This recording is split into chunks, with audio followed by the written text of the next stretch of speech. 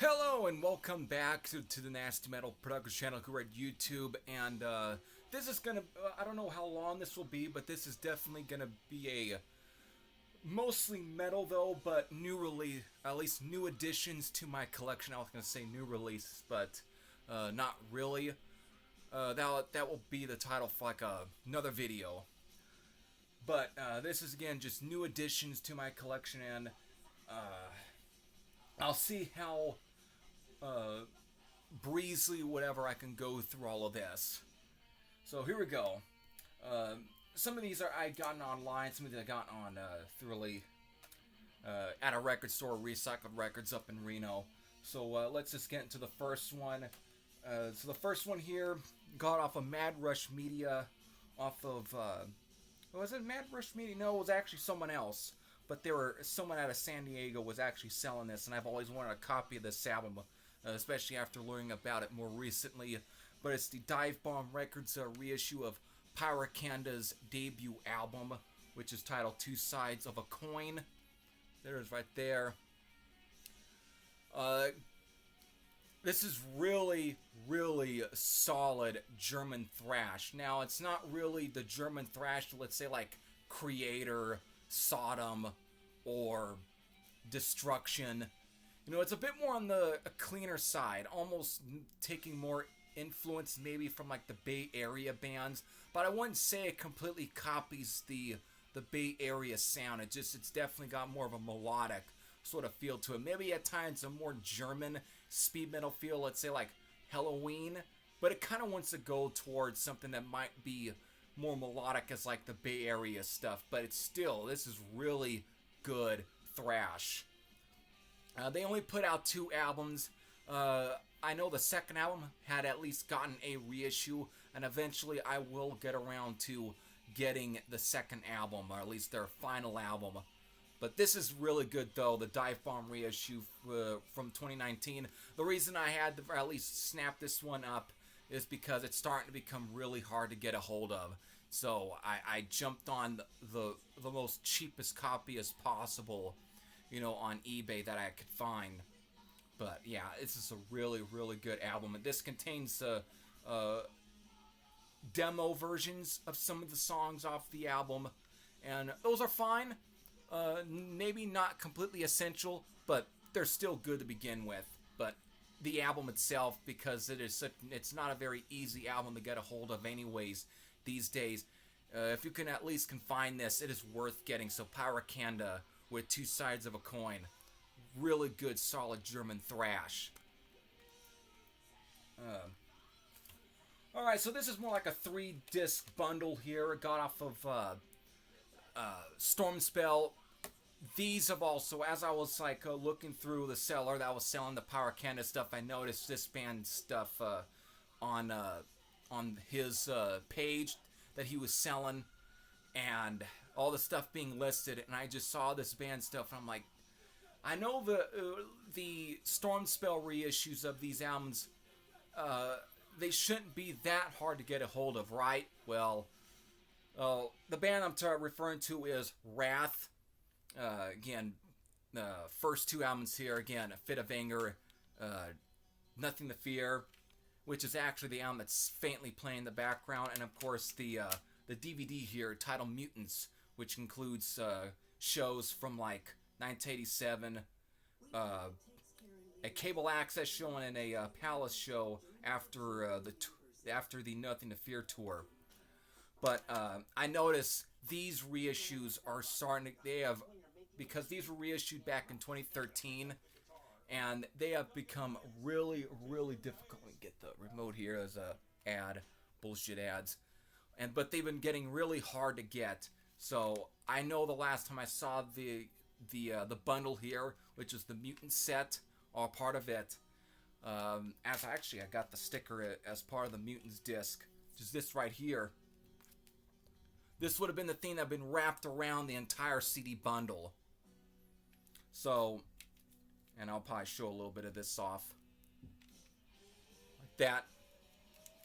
But, I know that in the rare and out of print section, like the clearance section is Stormspell site, I know that the last time I saw him selling it was through there, and it was a way dirt, like practically $20 for all three of these.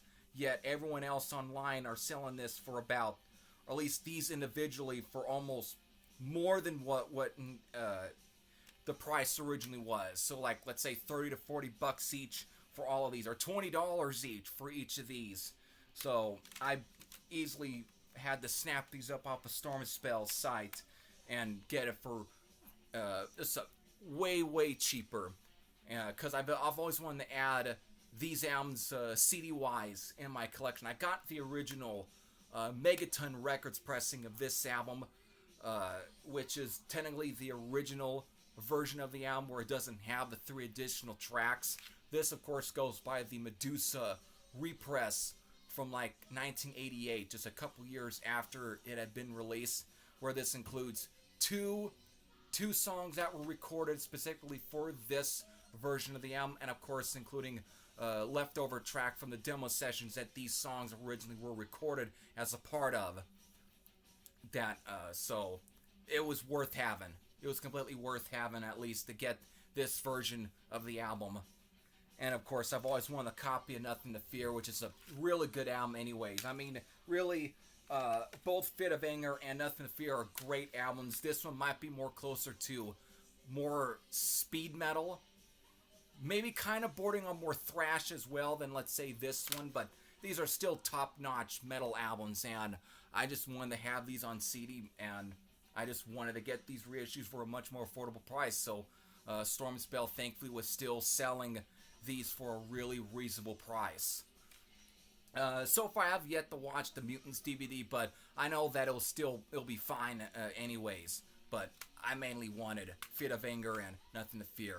Both really good releases, so there you go. Finally, happy to add those to the collection. Alright, so let's finally move on to the next band. These I got off of Mad Rush Media, and it's the first 2 albums by the Australian thrash metal band Mortal Sins. We have Mayhemic Destruction, and then of course their follow-up album Face of Despair. These are the 2 2022 reissues from Dissonance Productions. Very good label, by the way. They do some pretty good reissues of albums that have been out of print for years, just like these. And I'm dropping stuff. Unorthodox. Either way, between these 2 albums, I always was more familiar with Mayhemic Destruction, their debut album. Always loved it. I originally had it downloaded years ago because, again, it's not very easy to find some of these albums here in the States, especially the reissues. They were never easy to find, so I always had to resort to downloading the songs off of YouTube. So that's what I did. But finally, once, like a couple years ago, 2022, when it was announced that Dissonance were going to repress this album and Face of Despair, which I was recently am new to this album. But, so, I had to wait. I didn't jump on them immediately, but thankfully Mad Rush was still selling some copies, and I decided it was time to finally snap these up. So both Mayhemic Destruction and Face of Despair. After years of not listening to this album, this is still good to me. I still really dig the album. It's definitely more raw, a bit more maybe kind of mid-paced, but there's just something about this album that it's got that youthfulness of, let's say, early Metallica, but yet it doesn't really sound like a complete carbon copy like Kill 'Em All. It still has its own atmosphere and its own distinctiveness that separates it. So I wouldn't say this is pure thrash, but as far as you're thinking of thrash metal like 1984, 85-ish, yeah, this kind of falls in line with it. Whereas with this album, which I'd never really listened to until finally recently, this one, of course, having better production, being produced by Randy Burns, best known for working with Possessed on Seven Churches, Dark Angel on Darkness Descends, Megadeth, Peace Sells, Who's Buying, Hellstar on Remnants of War, and such and such and such and such, you get the whole idea. It's definitely a much more produced album, but it's also even way more closer to that sort of late 80s thrash sound. But it still is a good album. It's just somehow it sounds and feels different than, let's say, Mayhem at Destruction. So it kind of has its own feel to it. Even though you can tell it's the same band, but it's not really the same exact album. It just has such different characteristics, and it's way more closer to that sort of late 80s thrash or Bay Area thrash sound than compared to, let's say, like Mayhem at Destruction, where it's got a bit more of a raw feel. It still kind of has the Bay Area, but again, just a lot more raw and more in your face to some extent, but yet it's not really too chaotic. It's, again, but there's really anything bad with these two albums. They're both really enjoyable, and it's going to take some time for me to really develop which one really is my favorite, but both these are still really good albums. I still definitely love Mayhem at Destruction, but I'm really starting to really get around to really enjoying Face of Despair, so there it is. Finally glad to have these two albums in the collection. Alright, so these are two albums I actually showed already. It was in my Raven video that I posted recently. But these are, again, I had found these at Recycled Records just a couple weeks ago. So here it is, pretty much the final two albums with Joe Hasselvander on drums. So it's One for All, and then, of course, 2009's Walk Through Fire. Like I stated, these are definitely good albums. I tend to lean more towards this one as being my favorite of the two.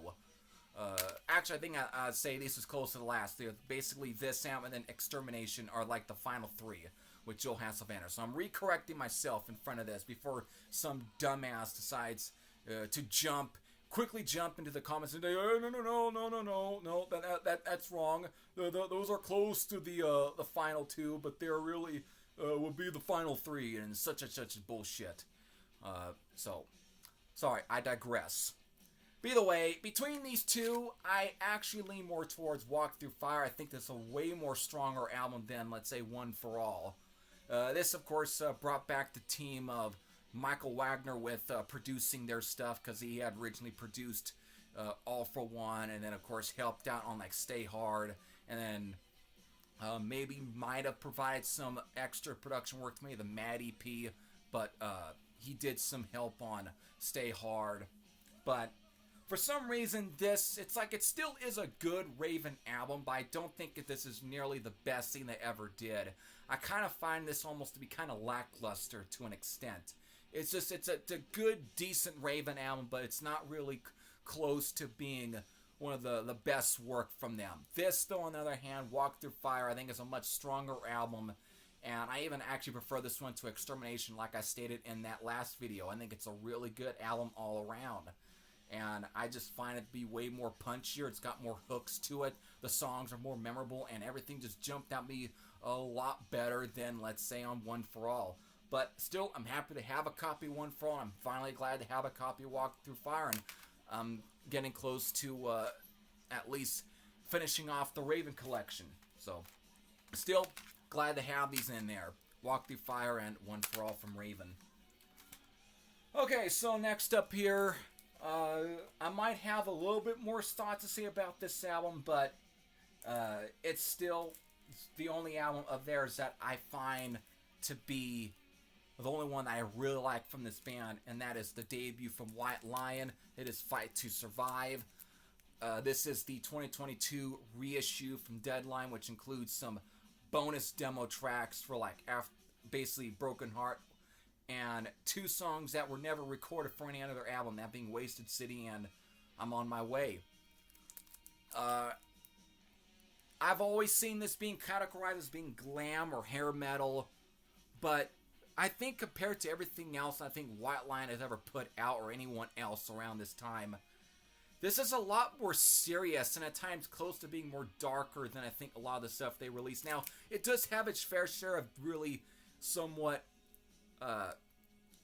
cheesy sort of moments that's a bit more very upbeat and uplifting to an extent.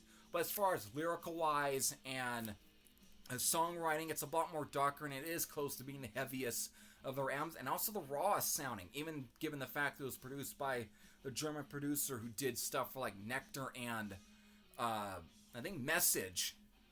So that's really funny. A krautrock producer producing basically a early sort of hard rock heavy metal album. And again, I think there's a really good album from them. I actually really like this, and I have an original cassette copy on Grand Slam, but I've always wanted it on CD. For years at Recycle Records, I used to see the Grand Slam vinyl pressing of this album, but I never jumped on the, at least bit the bullet to pick that album up then. But honestly, now I actually really like this album, and I'd say the second half is probably some of the heaviest stuff I think any other glam band's been released besides, let's say, Wasp or early Pantera and Motley Crue and so on. But honestly, there's just some moments on this album where I get almost just a straight up New York blue collar heavy metal sound than compared to any other glam band around this time period. This is definitely not your typical LA sounding metal album. It's got some grit to it than I think that a lot of the stuff afterwards as well. So that's why I love it. Even like a song like Broken Heart sounds a lot more tougher on here than compared to what they did when they re-recorded for Main Attraction. So that's all I could say. But man, to me, this is their absolute crowning gem in their discography, and I think it's one of the most solid hair albums, I guess you can say, even though it almost pushes for being far from being, I think, a hair metal album. So it's completely different. So there you go. I really do like this sound, and I'm just finally glad to have a CD copy of Fight to Survive. Last one's more on the hard rock, but it's a CD copy. I found it for at least a cheap price. But Nature of the Beast from April Wine. I always wanted to copy this on CD. I only had it on cassette for years, but for recently I could never find a copy of at least the cassette copy. So it is. This is probably my second favorite album right now from April Wine, behind Harder Faster. But it still is a solid album. I still dig it. I don't think it's probably as good as Harder Faster, but it still is a solid, enjoyable album from April Wine, and I dig it. Again, it's probably not the most greatest thing in the world, but it has some really fun, enjoyable songs. Nothing, again, just nothing too groundbreaking. It's not the most brilliant stuff ever, but honestly, nothing has to be to at least to enjoy something. But again, for the price, I could not pass it up. So Nature of the Beast from April Wine. So there you go, folks. That's about what so far is what's been added into my collection. If you have any thoughts on a lot of the stuff that I showed, again, you can leave your thoughts in the comment section below. So until then, this is Thrash saying I'm out, and I'll be back here soon with some more content. I know, whatever, the term content, but I don't want to make this go on for too long. So with that, hope all of you enjoyed. This is Thrash saying I'm out, and take care, everyone.